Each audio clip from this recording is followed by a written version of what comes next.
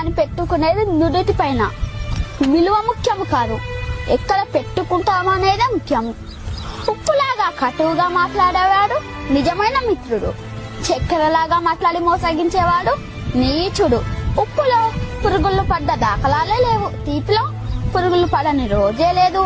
ఏడుస్తూ ఈ లోకానికి అడుగెడతావు, ఏడుపుస్తూ లోకాన్ని వదిలి వెళ్ళిపోతావు.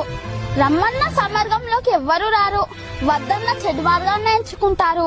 పాలు అమ్మేవాడు ఇల్లు తిరగాలి, సారాయి అమ్మేవాడి దగ్గరికి అందరూ వెళ్తారు.